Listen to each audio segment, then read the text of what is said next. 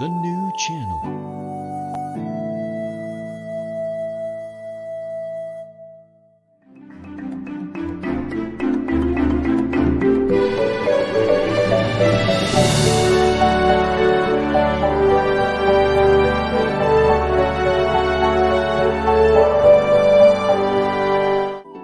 The new channel.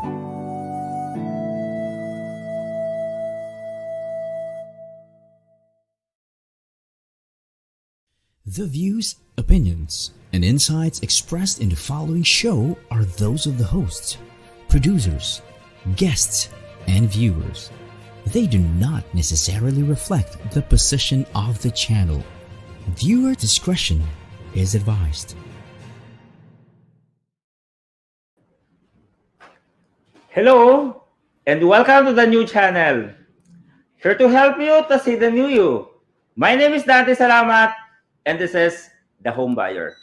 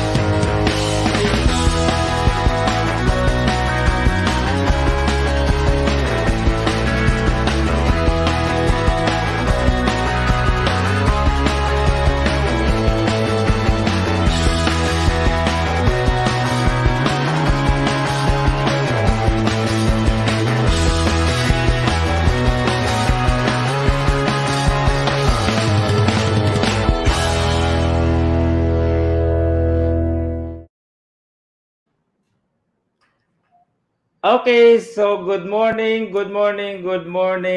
Philippines, good morning, world, and good morning, real estate industry. So even it's like 4 p.m. in the afternoon, so it's always good morning. Why? Because we're always so positive that in real estate business, it's always like an opportunity. And even in other industry, take a look at always every moment is always an opportunity. Okay, so this is our what's this? 8 episodes already. So, ang bilis ng panahon, nakakawalo na pala akong episodes. At marami na tayo mga viewers. Grabe, I'm so thankful. I really appreciate the time na you tune in every time I have a program. The Home Buyer every Monday and Thursday, 4 to 5 p.m. And this is your host, Mr. Dante Salamat. So, yes, we have already 8 episodes and we features different perspective, ideas, like their wisdom, they share their experiences. So we feature here the home buyer. For the new one who just tuned in today, our program features the experiences, like ano yung mga sharing nila if you are a buyer, a client, na bumili ka ng properties, no? So ano yung mga experience nila, bad or good experiences. And we can learn from them with their experiences. Ano ba yung mga nadaanan nila? Happy ba sila? Sila ba ay they become disappointed in buying their own cold house lot or condo? So with that, maganda yung sharing nila. So we can give them advice, no? Sound advice. At the same time, we feature also sellers. Yung mga sellers naman, ito yung nagkukwento sila ng ano yung income opportunity in real estate. And you know guys, to our viewers, especially now pandemic, later we'll talk about one of the best option na pwede natin pagkakitaan. Ito yung real estate. You know what? This time of pandemic, this program, thank you TNC for having this as a platform, reaching out and reconnect to our kababayan, hindi lang sa industriya ng real estate, kundi sa buong mundo. Now with this program, TNC and the home buyer, we can guide you not only on buying properties but also thoughts and ideas, also like wisdom, advice coming from us, so that we can at least on a little ways we can uplift your morale, especially now that we're still in pandemic, no? Nasa pandemic pa rin. So here we feature sellers, but we talk about ano yung mga mga learnings not only on selling, kasi kami as a real estate licensed broker, we are like more on how we can give services, quality service to our clients buying properties. And I can always say na ito nga sasabi natin na isa calling. No, when you say kasi ginawa mo siyang calling, secondary lang yung income kasi pag ginawa mo siyang nagkaroon ka ng passion as a calling na ikaw yung nagpo-provide ng properties o housing lot na dreams ng bawat Filipino, you can never go wrong. And the success is always given as long as you have a good intention. Okay? So we features also developers, especially now. Medyo affected din kahit paano yung industry natin because of pandemic. But with this program, we can also feature developers how they can showcase and also promote their projects, yung mga dinevelop nilang housing lot, condo, lot only. So yun yung mga pinifeature natin. And for developers outside there, you are invited to be our guest here at the new channel so that you can promote your company's credibility and also what are those projects na meron tayo. Okay, so magandang hapon ulit sa inyong lahat. At I want to ask everyone to please share and watch live on Facebook. The same time, we're also live in YouTube. No, just search TNC. No, the new channel. So ngayon, punta kayo sa Facebook account nyo because a lot of my friends also, yung mga nakakita, saan channel yan?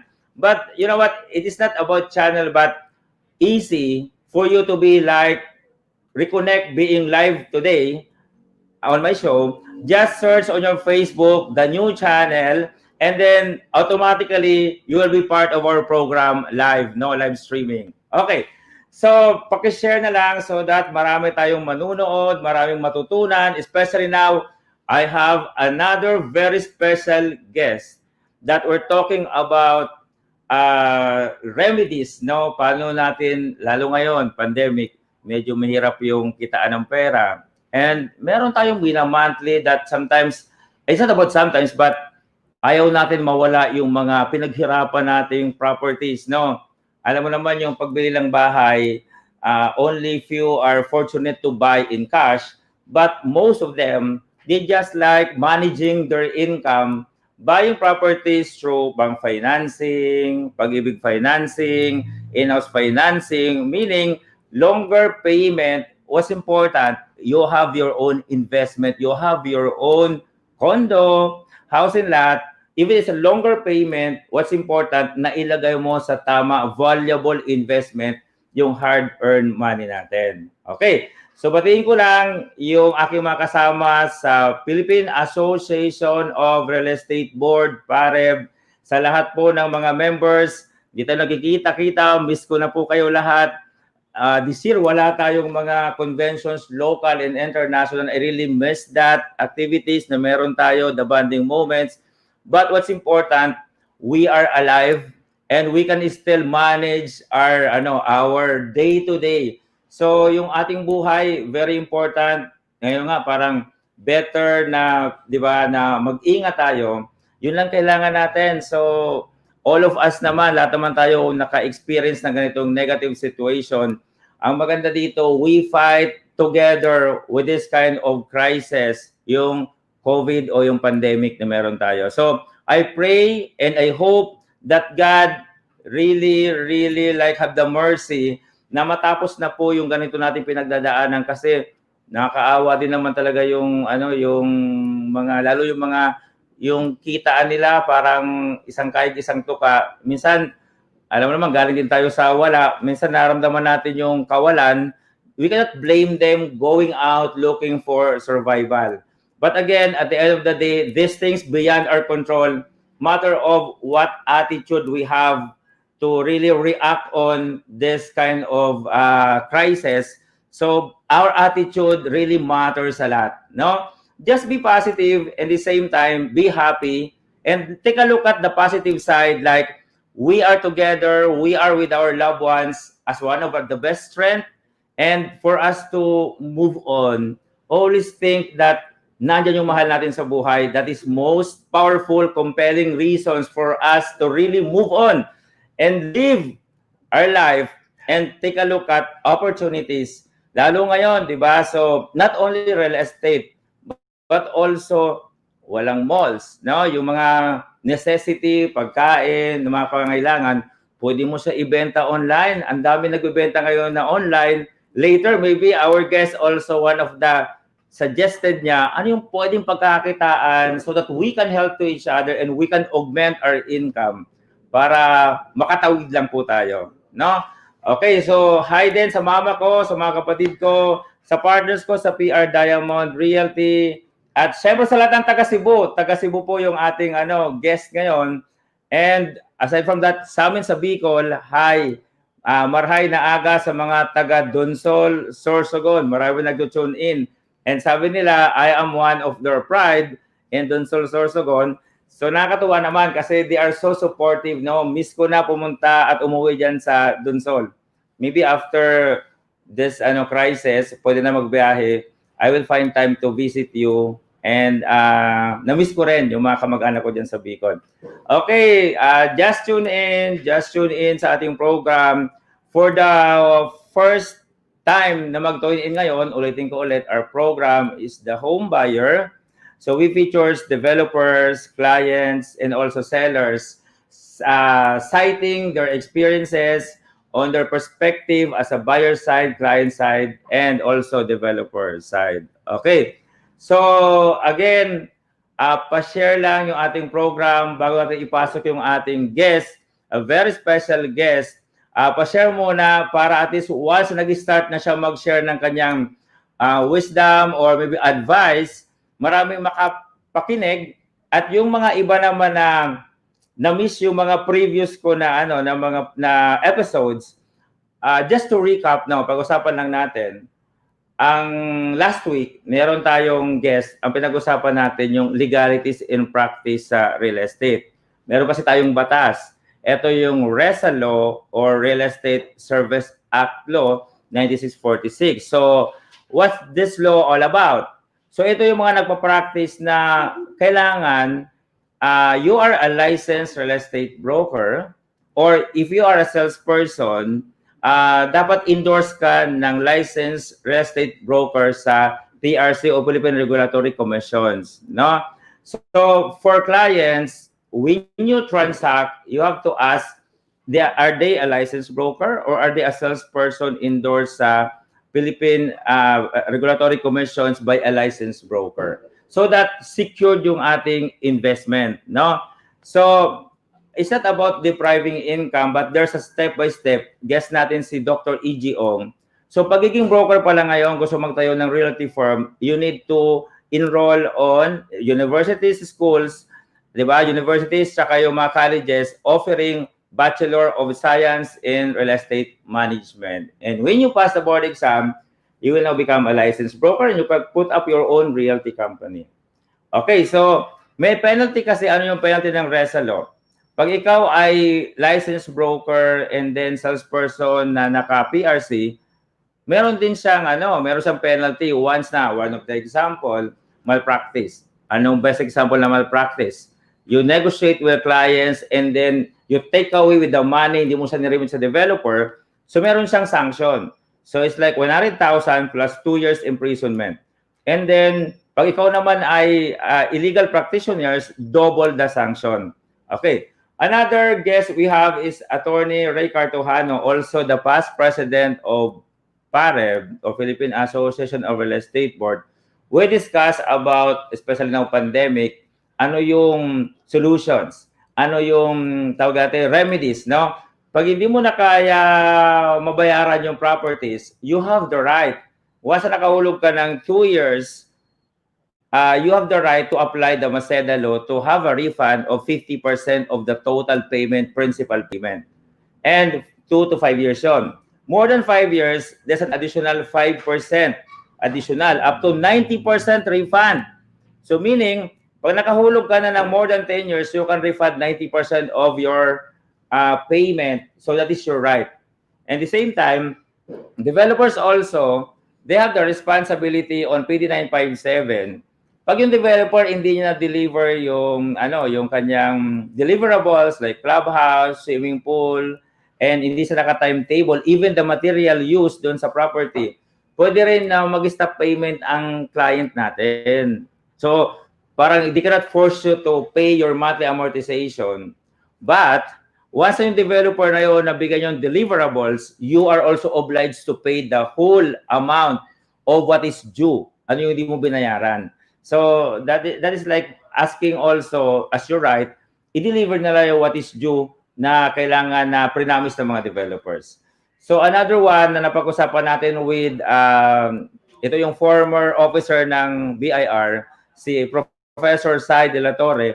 Pinag-usapan naman natin dito yung mga taxes. So, napag-usapan natin, ngayon kasi yung mga client na bumibili ng property, meron tayong tatawag na VAT threshold. Pag bumili ka ng property na 3.199 below, you are exempted to VAT, no? Pero more than 1.199, subject for 12% VAT. So that is like binabayaran yun ng ating mga clients. But doon sa train law, by next year, from 3.9, magiging 2 million na yung VAT threshold. So doon sa VAT threshold, mangyayari doon sa VAT threshold, mayroong additional na 12% sa 2 million. Okay? So yung mangyayari natin ngayon, so dagdag na yon. Sana hopefully yung ating government or sa Congress magkaroon ng considerations, taasan ulit yung tatawag natin na VAT threshold. Okay? So another one, yung ating mga estate tax, parang donor's tax, samantalahin natin kasi from donor's tax, parang 30%, dati ngayon parang 6% na lang. So, take advantage of that. Okay. So, may mga nag-hi. So, ito, what's this? The best talaga yan si Cool Boss. Ay, grabe. The best ba? Sino yan? Thank you so much. Hi, Cool Boss. Kumusta na po? Ano yan? Ayos, ganda ng show mo dito sa The New Channel. Thank you, The New Channel, for this opportunity that we can share our thoughts and ideas. And this is one of the best platform na meron tayo sa industry. Okay. So, hindi ko napapatagalin. I want to introduce my guest. No? Lahat nga ng guest ko dito parang very close to my heart. Meron tayong Alma Concepcion, Chino Trinidad, Paulo Rivero, Lance Raimundo, Dr. E.G. Ong, Atty. Ray Cartojano, and Professor Sai de la Torre. And now, isa rito so close sa on my heart at lagi kami nag-usap. So positive person. So, kung si Atty. Ray pinag-usapan natin dito yung Maseda Law, parang tino-turn over mo na, parang hindi mo na mabayaran talaga siya. So ang solusyon mo, mag-refund na lang. Pero ito ngayon, iba yung kanyang remedies. It's not about ito turn over mo yung property mo o you give up, but ito, how can we fix na hindi mawala sa yung property? So the best person to talk about it, yung guest natin ngayon, he is the present president of Philippine Association of Real Estate Boards, Inc., Association of All Licensed Brokers in the Philippines, 2020, this year. And yours truly as the senior vice president of PAREB also. And he's also appointed as chairman of ASEAN Real Estate Network Alliance. So this is an association of all real estate practitioners in Asia, Indonesia, Singapore, Malaysia, Myanmar, including Philippines. So he is appointed as the chairman. So I'm so proud of my guest, a friend of mine. Let's welcome the president of PAREB, si Doc Samuel Lau, live from Cebu. Hello. Good morning. Sabi nga nila, Colbos, no? Pag sa real estate tayo, palaging good morning para positive. Good more earnings. Okay, so welcome to the new channel. Thanks for inviting me in your TNC channel. Very much welcome, sir. And of course, Press, it's always my honor and privilege to be here. Like when I call you, sabi mo, nag-schedule sobrang despite of so busy schedule, and you still accommodate me. And I know your purpose. That same with my purpose, how we can help our industry despite, not only industry, but also the whole world despite of this situations that we have, the crisis. So, kumusta, Presam, ang Cebu? Kami dito sa Luzon ay GCQ pa rin. MGCQ ba yun? Para something. Kumusta sa Cebu? Well, sa Cebu, nauna kami, di ba, nag-ECQ kami, then biglang nag-MECQ, then after 15 days, back to ECQ, di ba? Kaya pinadala dito ni President Duterte yung mga right hands niya. Then, but recently, just, I think early this month, back to, ano na tayo, GCQ na tayo talaga. So, back to 30 to 50% of the businesses is back to normal. Pero, sad to say, the major transportation, ano lang, private cars and taxi pa lang at saka yung mga new modern bus ang tumatakbo ngayon. Very good. So okay yan, okay yan. So at least we're like something looking for medyo maganda na yung papupuntahan natin. Alam mo naman yung nangyari sa atin na grabe, grabe. We cannot expect this one. Okay, so with that, Press, congratulations and I commend you. Ikaw yung pandemic president ng pare. Grabe no? Naging grabe, Press, no. Yung planning natin hindi natin nasama na yung planning natin na ganito pala walang meet up. So naging sikat pandemic president. Press, you know what, Press? Prior than you are elected as president, kasi sa amin sa Parib po, being elected officers, we are voted by members. So we have conventions every year. It's a 3 days convention, election, national conventions in election, and yours truly and also president, we are voted by members, no, as an officer. So of course we are so proud. Thank you for the confidence and also yung support at yung trust sa amin being elected as officer. And also kami ni Presam. Etong year na to, we have a lot of travel. Tama, Presam, no? Pupuntahan namin lahat ng local board. Hindi lang nagawa talaga. Excited na ako doon, Presam. No? But with that, I congratulate you even with this pandemic, with you as a working president. Grabe. A lot of programs. Yun. So, ikwento mo, sir. Press, yung mga nangyaring plans and programs natin sa Parel. Well, before we go to our main topic.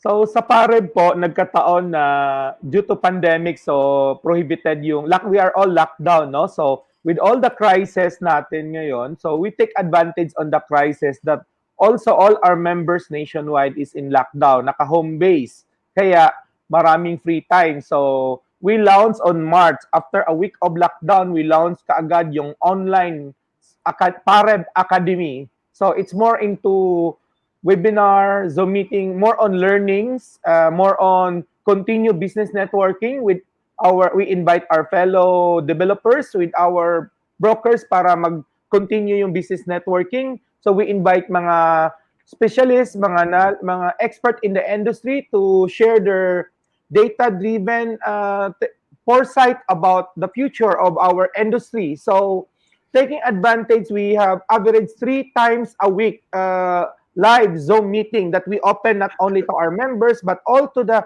brokers and real estate professionals in the industry, even outside our organization. Kasi kailangan we keep our members busy during pandemic. So nagbunga naman. So after pandemic, they are very equipped and they are very keep on planting. So after paglabas, GCQ na, harvest time na, yung learning nagiging tanggalin mo yung L, nagiging earnings. Earnings, right. Thank you for sharing. Ako also experience ko, no, kung saan naman nagkaroon ng pandemic, nako, umaga hanggang gabi, parang you don't have a reason not to attend. Why? Because you just have to open yung Zoom, no? Hindi pwedeng sabi mo na traffic o galito. So kita mo, minsan start tayo 7 o'clock hanggang gabi sa Zoom. Sabi ko, grabe ito nangyari. But with that, thank you, Presam, for that hard work and also like yung ginawa natin ng mga programs that despite of pandemic, no, so we can do something, no. Now, yung sharing kasi we can use that when we go back to normal life. Even not normal, dati kasi yung mga internet or social media, parang sa atin, parang ayaw natin ng ganun. But with that, there's no choice, na walang choice. Ang galing ng pagturo ng ating president, si Secgen Gas, also nandyan, tinuruan yung mga member paano mag-Zoom, no? So, alam mo man, medyo maraming may edad-edad na. Pero with that, ito yung positive side of it. Okay. So before, sabi ko kanina, yung guest natin, si Attorney Ray Cartojano, 2018 President of PAREB, we're discussing about remedies. So one of the remedies, yung right niya, pag yun nahulugan, pwede siyang mag-refund. But with our guest ngayon, hindi yung parang ipa-take over yung property o i-give up na sa developer, but how you can still have your own property na hindi mo pwedeng i-give up. Alam mo, hard-earned money yan eh. Pinaghirapan niya, ang sakit sa kalooban na makakuha lang ng ganun-ganun na lang, although may refund, pero sometimes meron siyang value na, lalo pag doon ka nakatira, no? So, yung ating guest will tell you, will advise you what to do.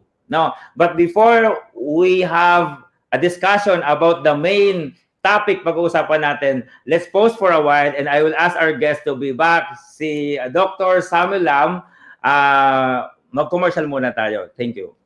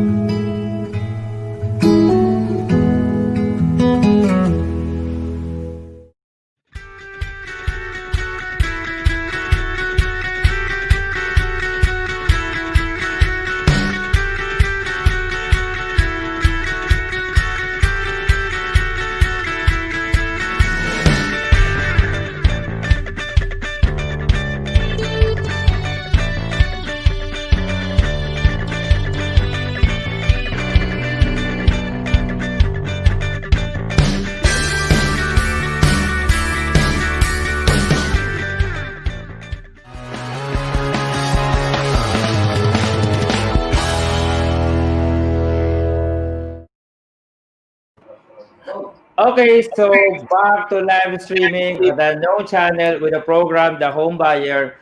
And this is Mr. Dante Salamat, your host, every Monday and Thursday, 4 to 5 p.m. Thank you for tuning in. And for those who are live today, pwede kami sa Facebook naka-live and you can also tune in sa aming YouTube, no? So the new channel, just search and you will be connected live streaming today. Okay, so thank you and please share our program. So before that, I can also promote, meron tayong maraming programs. One of the program na meron tayo ay the Home Buyer and PNC. We have more quality programs na naka-install sa lahat. No? Abangan nyo lang, hindi lang po yung the Home Buyer. Meron tayong the Big Picture, HR Hotline, iBusiness, Fort, what's that? Meron tayong medyo malayo. Okay, so meron tayong U-turn and also meron tayong, of course, the Home Buyer, the Puppet, and also the Market, Law or something, the Town Hall, and we have the Press Con, and we have also the Talk. So a lot of programs we have in the new channel. I-search nyo lang yan sa inyong Facebook, easy. Just type on your Facebook, TNC, lalabas ho ng mga program na yan. But if you want also to take a look at all the programs, past episodes I have, kanina sinabi ko, this is my 8 episodes. I-type nyo lang po, TNC, Dante Salamat. Makikita nyo po yung, including this one, yung 8 episodes natin. So with that, I have to ask our guest, special guest, the president of Philippine Association of Real Estate Board and a chairman of ASEAN Real Estate Network Alliance. My friend, live from Cebu, ito po, President Doc Samuel Lau. Thank Yeah. you, thank you. Ayun, so kanina na pag-usapan natin, yung dating guest ko, Attorney Ray Cartojano, talking about remedies on pag hindi nakakahulog ng property, parang i-refund yung payment, applying Maseda law. Etong guest natin, not surrendering the property or sabi iti-take over na ng developer kasi di mahulugan, ito naman ang advice siya how to recover your property. So with that, I like to ask the floor our guest, Doc Sam Lau, to really give you that really, valuable and so informative advice. Okay, Sir Dante, no? Okay, so gawa na lang natin na parang example, Sir Dante. If our buyer, let's say bumili, ikaw mismo, broker, then ikaw mismo buyer, bumili ka din ng mga condominium or mga house and lot, part of your investment, di ba? So you have that experience. Ako din, naranasan ko yan with my 10 years experience. We bought several properties. So, for example, ikaw bumili ka ng condominium. Let's say nakahulog ka na ngayon ng 2 years, nagbayad ka na sa equity. We're talking pre-selling condominium. Nakabayad ka sa equity. Nagkataon na o inabutan tayo ngayon ng pandemic. So if you count, March, April, May, yung main 3 months na yan, 3 months tayo walang nabayaran. March, April, May, pumalo yung June, July, August na ngayon. So 6 months. But in practice, in reality, 4 months ka nang hindi nakabayad, bottom line, in the standard contract to sell, default na yung binayad mo, di ba? But since kagandahan, nandun yung nilabas na Bayanihan Act, no? So, meaning, may caution, may grace period na binigay. So, pero the problem is, hindi tayo nakabalik pa sa trabaho. Yung mga buyers natin, wala pang back to work order, so wala pang revenue. Kaya, March, April, May, by June, hindi pa rin sila kayang magbayad. Like ako, I paid my 3 months, my negotiation, either I pay only the interest, yung loan ko, move 3 more months. But the problem is pag wala kang pera. So, hindi na pwede yung always wala, always mong i-reason si pandemic, no? Because the bank are pressuring also all of us, or the developers pressuring also the buyers. So, solution number 1 is this, negotiation. So, you know your problem, delay ka ng 3 months, delay ka ng 5 months. Knowing the problem, you set down with the developers. Buyer, you set down with the developers. Okay? Sabihin mo talaga ang totoo na hindi ka pa nakabalik sa trabaho and you want to hold on your in your investment. But the problem due to pandemic ganito. So, try to negotiate kung kaya ba nilang i-extend. Kumbaga, we are in pre-selling. So, majority also of the developer, delay din yung construction nila kasi natigil sila. So, if yung promise nila for delivery is June of 2021, but due to 6 months delay din sila, siguro, tanungin mo muna kung mapopostpone ba yung turnover. If the turnover is postponed, delay for 6 months or 12 months, try to negotiate to restructure. Negotiate to restructure your equity, your payment. Kung pwede, so, you have the bargaining power also. Yes, kasi sila, mag-bargain sila sa buyer na ma-delay yung turnover. Honestly, more than 50% din ng mga developers ngayon are gonna make reason with the pandemic na ma-delay yung turnover nila. Why not buyer? You also negotiate. Di ba? Pangit naman sila marunong mag-negotiate. Tayo, let's say, ako ngayon, hindi ako papayagan, pero humingi sila ng reason, ma-delay sila for 6 months. Di ba? That's a big issue. So, ano lang to? Negotiation, usapan lang, no? Pag-usapan lang natin, kasi I'm a serious buyer, nagkataon lang, I have a good payment, but nagkataon due to pandemic. Kayo naman, kung ma-delay kayo, let's move na lang yung due date. So, walang bawal naman penalty under the Bayanihan Act eh. Walang penalty yan eh. Yung during ECQ. Ano ko lang, Presama. So, with this situation we have, there's a program parang Bayanihan, no? Kasi dati, just to clarifications for our viewers, if you are delayed for 3 months, di ka nakahulog on a normal situation, on a fourth month, papadala ka ng cancellation letter. Forfeited yung payment mo if you are paying like less than 2 years. And then pag more than 2 years, you can now have the right to refund for 50%. But with this one, ito yung presa, meron tayong bayanihan program. Ito ay na-design because of the pandemic. Tama ba ako? Bayanihan Act is that act by our government. Hindi lang yan sa real estate. Lahat yan, pati sa mga more on financial, yung sa mga loans, yung yung marami yan, maraming scope. Isa lang sa including rentals, tama ba, no? Yes. Okay. So, pinaka-generic dyan is, kung pwede, pinaka-generic dyan yung during ECQ, walang penalty.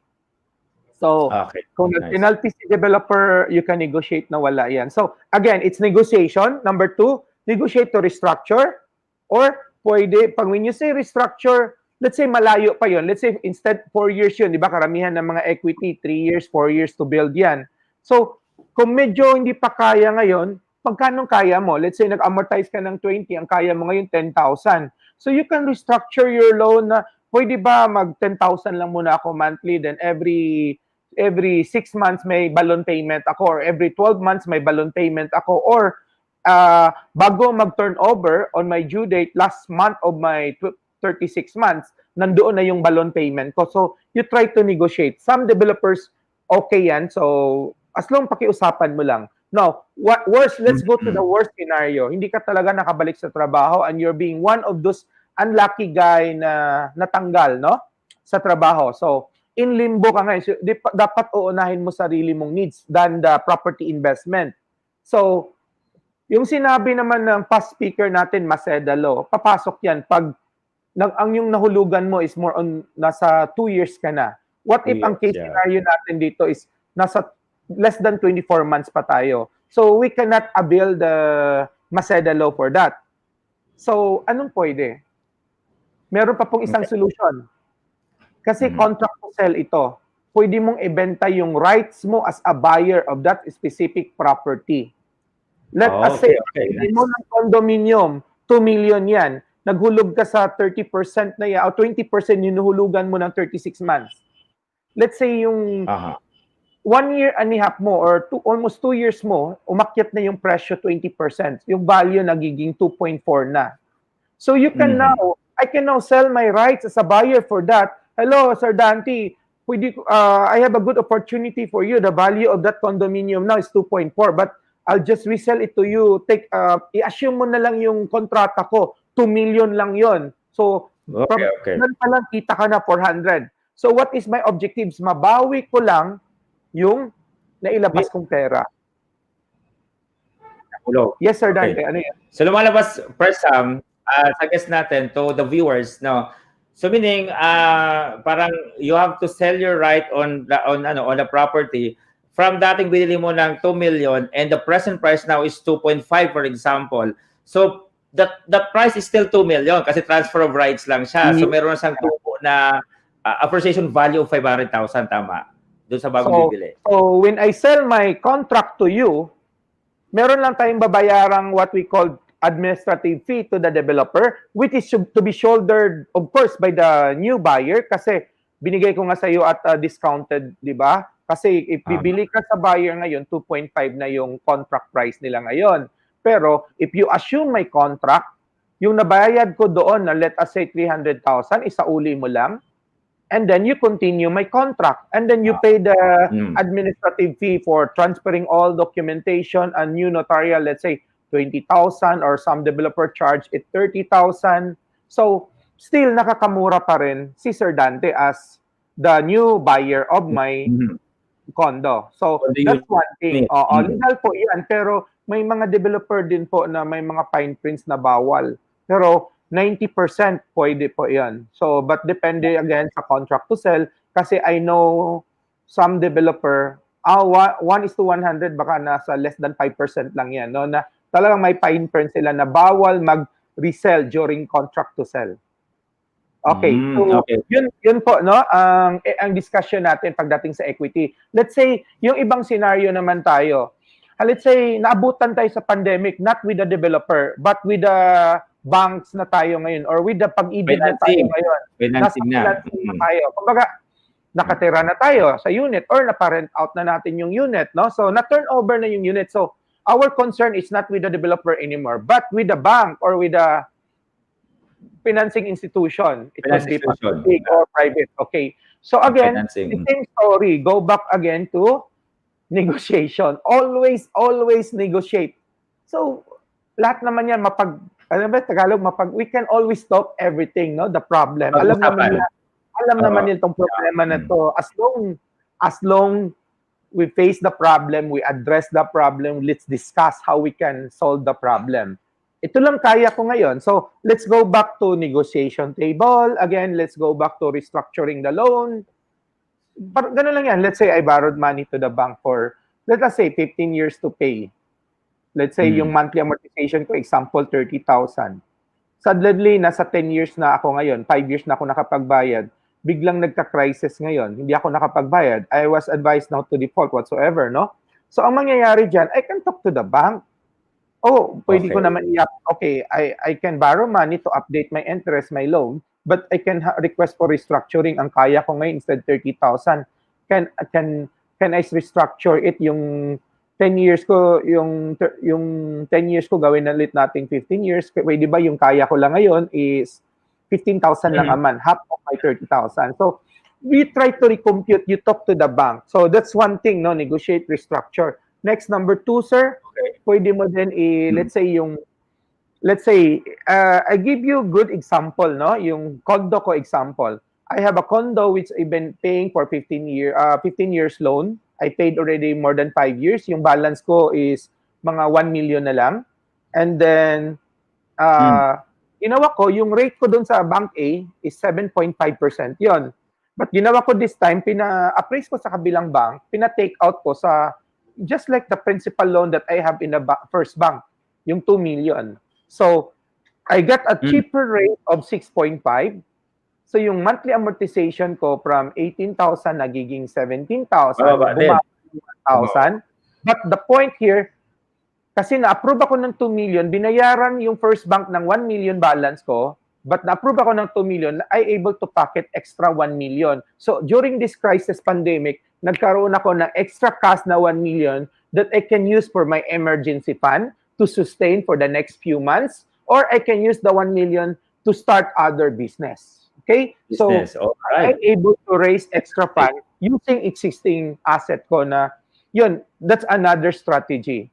And then, sabihin natin, worst scenario naman tayo. Let's say, going back to the case, natanggal sa trabaho, wala ng income, then you need to let go your property. Assets are just material things. What's important, you need to maintain healthy, stay alive. Unahin natin yung needs natin sa personal tsaka sa pamilya natin. Okay?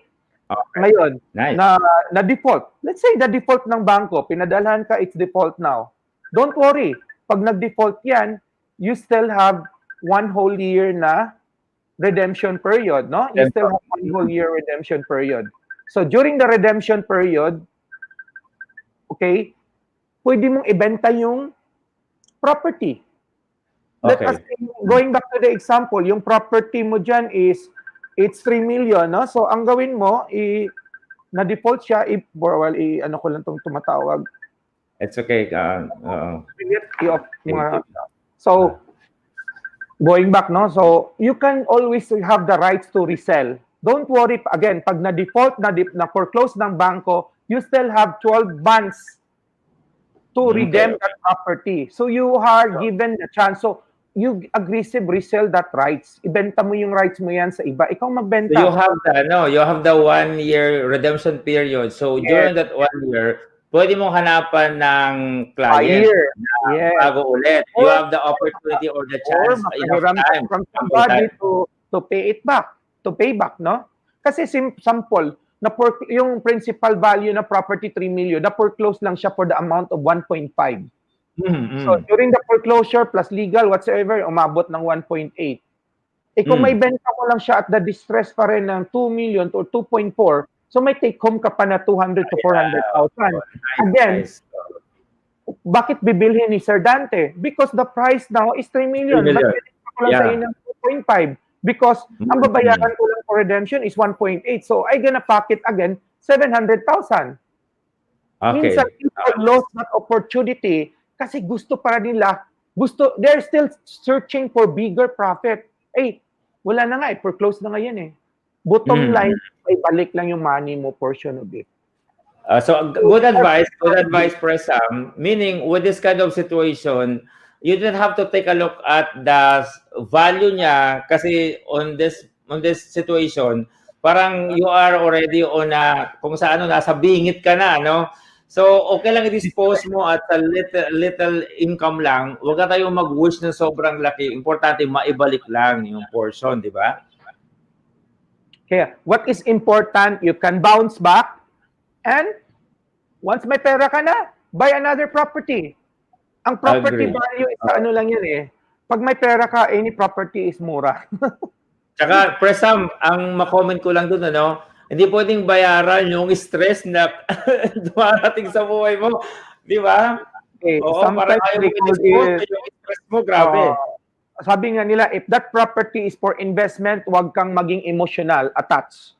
It's material things. Dapat alam mo when to cut loss. Minsan nga ako, nag-invest ako ng 4 na unit. Later on, biglang nagka-financial. Yung projection ko ng pasok ng pera, biglang wow, ganun. So, ang ginawa ko, kinat off ko muna yung investment ko. Kaya nakapagbayad na ako ng 4 months. Because it's not worth it to give it stress to you. By the way, if you are in stress, di ka makapag-isip properly. Yeah, diba? Sayang naman yung diskarte mo. But the more you are happy, like us, di ba? Minsan nag-travel tayo, may tumatawag sa'yo na opportunity. Kasi pag happy tayo, swerte papasok eh. Maganda yung very aura. Good. Nice na. Parang law of attraction, Presam. Yes, sir. Okay. Kasi, so with that, Presam, sige, go on. Tignan mo, ikaw, happy. Pag-usapan natin mamaya yan. Parang discussing positive vibes. I know you are so positive, kaya nag-usap tayo, lagi positive. Let's have a break for a while. And this very interesting topic, napakaganda ng discussion. And I hope our viewers learn a lot from this program and also with the additional learnings and topic today. So don't just tune in, just stay there, and we will be back in a few minutes after the commercial.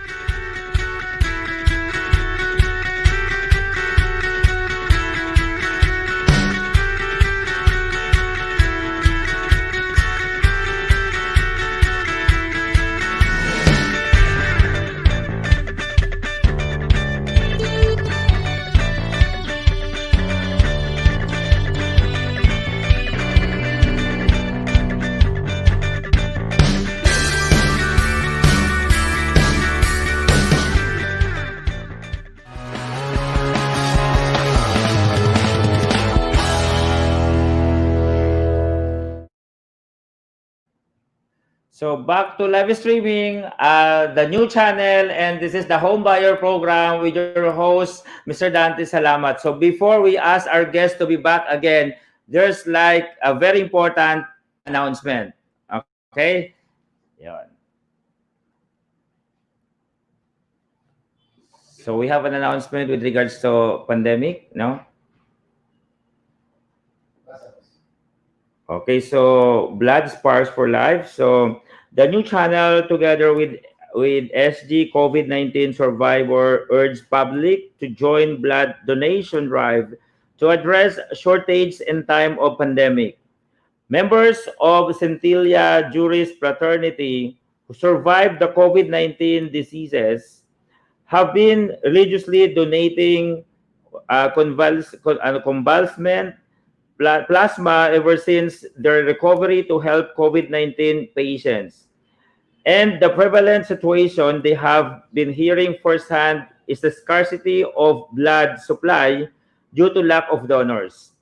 The simultaneous blood drive will be held in Tuguegarao, Baguio, La Union, Pangasinan, Quezon City, Naga City, Romblon, Legazpi City, Iloilo, Palawan, Pagadian City, Gipos in Zamboanga del Sur, and also Zamboanga City this Friday, 14th of August 2020 at 8 a.m. Philippine time. This is like tomorrow, right? So the highlights of the nationwide project is the convalescent plasma donation to be held at St. Luke's Bonifacio Global City on the same day to help heal our COVID-19 patients. For more information, please check out our schedule we are flashing on the screen. So I hope our kababayan will support our CSR program with TNC. So thank you so much for support in the advance from TNC. We are really so thankful in advance to all who supported our CSR program. Okay, so with this, for the new one, just tune in today. This is our program, The Home Buyer. We features developers' perspective, client's perspective, and also seller's perspective. And today, we have a very special guest. Really very interesting and valuable topic. Ibalik po natin yung ating guest, the President of Philippine Association of Real Estate Board, Doc Samuel Lau. So, Hello. natigil tayo doon kanina sa equity tsaka sa sir, mga problems with the developers, yung hindi nakabayad, problems with the bank, and financing na hindi nakabayad. But again, next thing pag-usapan natin is saan sila hugot ng extra cash. So, or tsaka extra cash flow. So, iba yung cash, saan sila kukuha ng extra immediate cash para may pangbayad, or saan sila kukuha ng extra cash flow bawat buwan para may bagong pera papasok buwan-buwan, no? So, as I shared to one of our Zoom webinar in Pareb, okay, solution number one for our listeners to raise immediate cash, no, is, okay, pakinggan niyo itong word, NPA. Hindi po yan new people's, no? This is, NPA is non-performing asset. So, katulad ni Sir Dante, during the time, wow, di ba? Sorry, Sir Dante, gawin kitang sample ngayon, ha? Alam ko si Sir Dante, mahilig, maraming sapatos. Dapat terno yan. Okay, maraming dresses. Dapat terno yan. Ako naman, I'm a personality, naka-uniform lang palagi, barong, tsaka black and white, di ba? So may mga taong ganyan na yung golf set nila, 3 set. Okay? Yung mga extra things na you buy. So, which nagkalat, naging puno na yung mga extra rooms mo, storage area. So, this non-performing asset during this crisis, pili mo na lang, no? Don't fall in love with those sentimental values of that properties or that shoes, that clothes, that jacket, that bags, that golf sets, etc. Benta natin. Garage sales, fly market, no? So, it generates you help extra thousands of pesos immediately for your basic needs. That's one thing. Then, advantage, benefit, naglinis ka pa. So, naging spacious yung rooms mo. But in the future, when you bounce back, you can buy mas modern, mas latest pa yung bagong model, bagong brand, di ba? So, but this time, it's more on unloading muna. Okay? Number 2. That's advice. I love it. Okay. So, number 2, of course, ganun lang yan, how to either you increase your revenue or you decrease your expenses. Okay, let us say, monthly, tingin mo expenses mo sa bahay, sa foods, everything is nasa 50,000.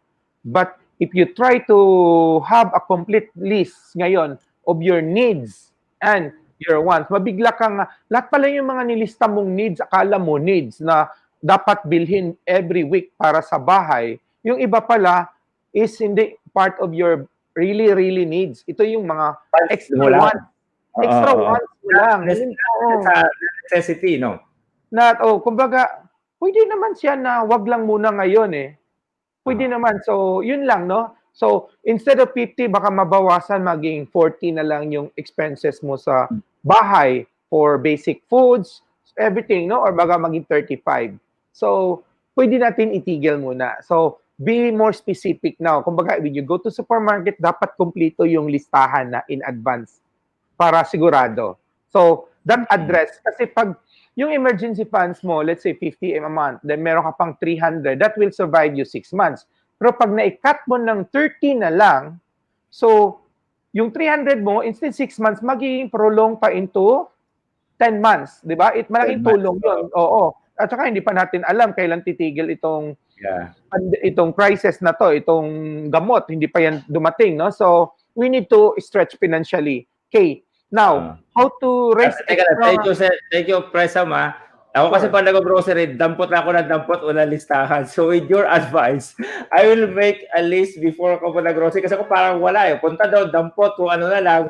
Minsan nabubulok lang dun sa kondo ko yung bili-bili ko. So with that advice, thank you. I have to like list down muna ano yung sa'yo kanina, parang needs lang, no? Okay, thank you. Yung needs na dapat makonsume mo lang for that week talaga, sir. Kasi minsan mabubulok lang, no? Okay, next is, if you how to raise some emergency extra funds para maybe you want to pivot, start up another business now kasi natanggal ka sa trabaho. So gusto mo magtayo ng konting food cart business or yung mga food, wala kang pera. Go back to the assets that you have now. Baka yung bahay mo, wala kang liability or pwede mo naman yan you go to the bank now because the bank, they are already offering very reasonable rate also now as low as 5.5%. So, maybe yung property value mo, 5 million, you can easily appraise 5 million, you can easily borrow. So, bigyan lang natin 50%, 2.5 million. Pero, of course, very tempting mag-borrow ng malaki. But, tandaan mo also your capacity to pay. So, if binigyan ka ng authority to borrow for 2 or 3 million, don't grab it kung wala kang pagagamitan sa pera because it's tempting baka magamit mo lang sa iba. So, just borrow maybe. Kung kailangan mo lang talaga $500,000, just $500,000 to start your business ball rolling, no? So, that's one thing. Or, Sam, wala na akong asset eh. Nakasangla na eh. Na I still have loans pa nga binabayan, like what my sample earlier, na wala na akong may loan na bahay. But I have condo na nasangla ko noon, na loan ko noon sa bangko for 2 million, which is my balance now is 1 million na lang and I'm paying around 18,000 plus a month, which is pwede kong i-restructure with the same bank back to the 2 million principal. I'm still paying the same monthly, walang nagbago, pero nagkaroon ako ng 1 million extra cash. Nice. Diba? That's big help. Or I can have it take out with another bank because the bank rate of another bank offered me minus 1%, so much cheaper. So yung sample ko kanina from 18 plus almost 19, naging 17 po, a little over 17,000 na lang monthly ko. Bumaba pa yung expenses ko monthly. I achieved my 2 core object benefits. Bumaba yung monthly expenses ko ng 1,000 plus, nagkaroon ako ng extra 1 million, magamit ko for whatever for the next months as emergency funds or in my business. That's one thing, no? Then, maybe, panghuli is, marami sa mga kaibigan natin, kamag-anak natin ngayon, mga Pilipino na nawalan talaga ng trabaho, yung mga OFW, seafarer, then sabihin natin, home base tayo ngayon, no? But this is one good thing for you. Real estate industry is ready to absorb all yung nawalan ng trabaho. Totoo, Sam? Millions pinag-usapan natin. Yes, because in real estate, we can do real estate selling online. How? Contact us, PAREB, Philippine Association of Real Estate Board. We have more than 60 plus chapter nationwide in Visayas, Mindanao, NCR region, South Luzon, North Luzon. So just contact us that you're interested to go into real estate business as a salesperson.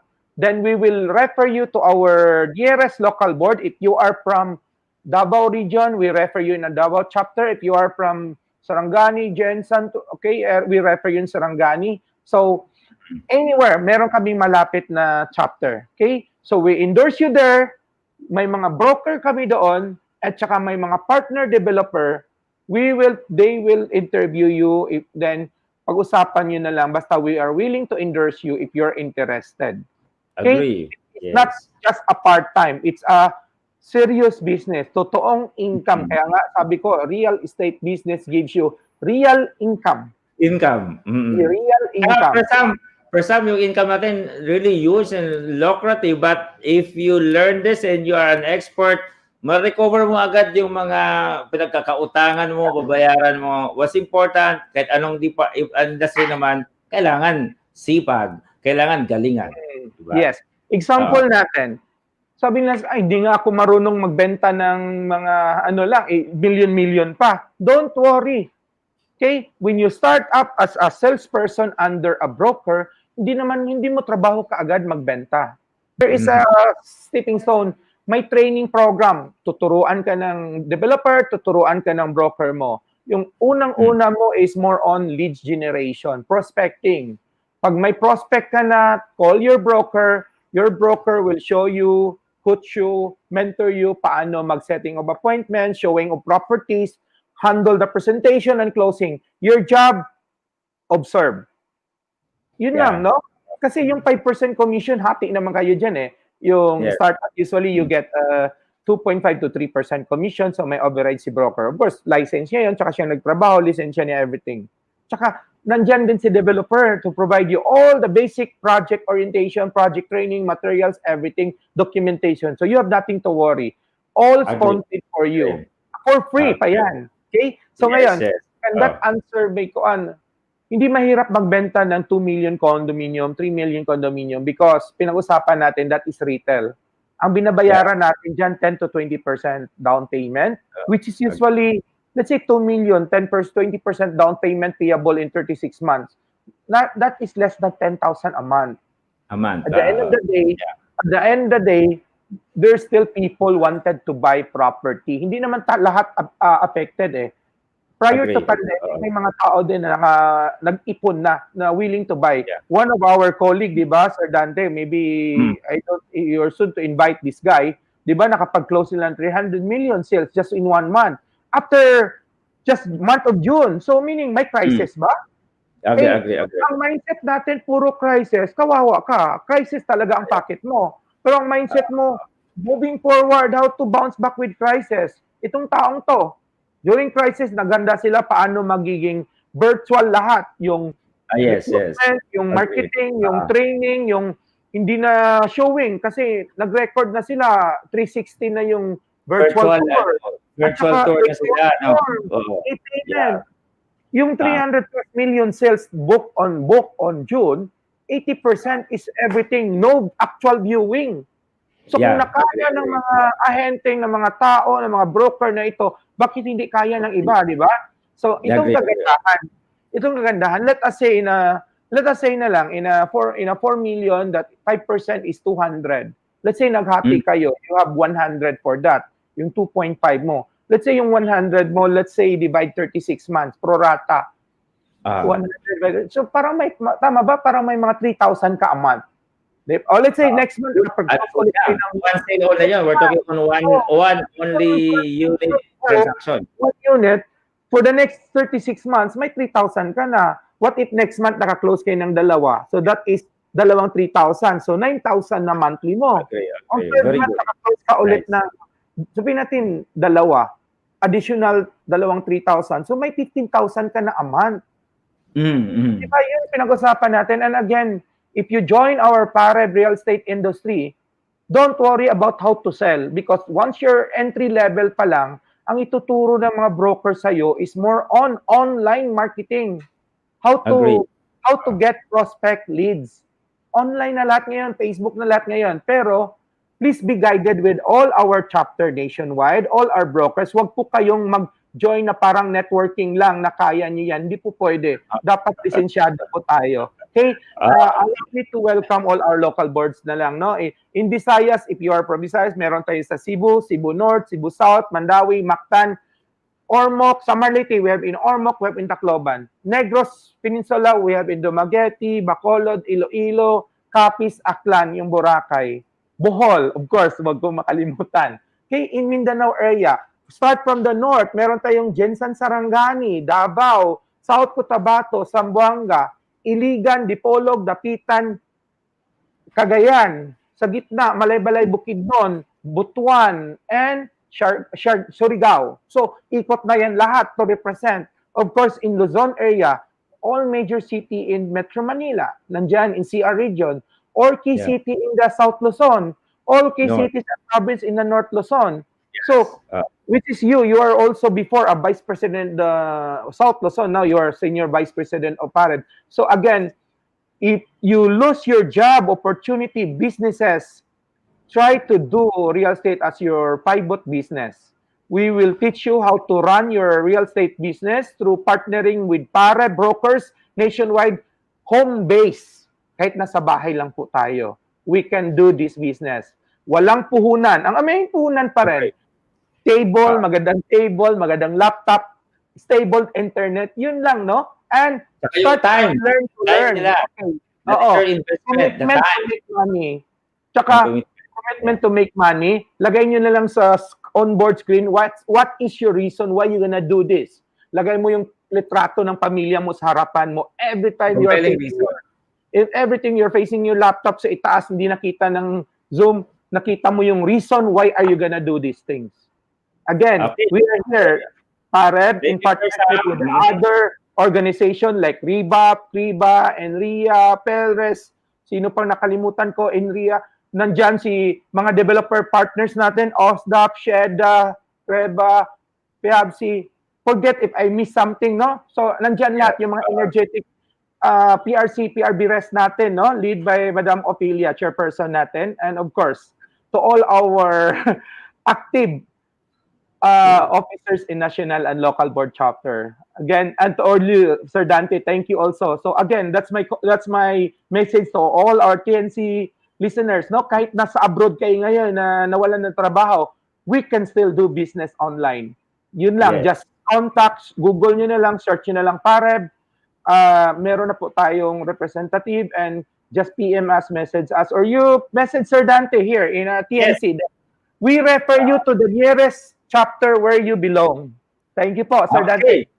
Thank you so much, Pres Samuel Lau, Doc Samuel Lau, the PAREB President 2020 and also the appointed chairman of ASEAN Real Estate Network Alliance. So, just to recap on our discussion, pinag-usapan lang dito yung property, paano mo siya ma-recover. You talk to developers and like be honest and ask like a leeway or something how you can help you to like bigyan kayo ng mas considerations, no? Pwedeng bayaran mo na interest o kaya medyo longer payment. Now, developers, they know also our situation. So, they are also willing to help us, no? Ayaw naman na mawala yung pinagharapan natin yung pera. The same time, part of that, yung pwede mong ibenta yung property mo like, tawag ito, yung transfer of rights. No? Hindi mo na mahulugan. So, ibenta mo sa iba, assume balance, one of the solutions also. At least, nakuha mo pa rin na balik yung whatever payment na binayad mo on the down payment. Kung ito naman ay nasa third party na financial institution like banks, Pag-ibig financing, you can also talk to them directly so that they have also considerations and they can have giving you also like yung way para makuha mo pa rin yung property mo.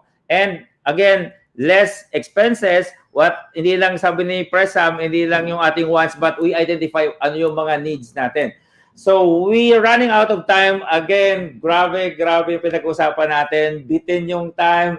But again, I hope our viewers learn a lot from our guest today, the home buyer here at TNC. Thank you, TNC, for giving this opportunity as platform to really share our wisdom, skills, knowledge, and valuable information to our viewers.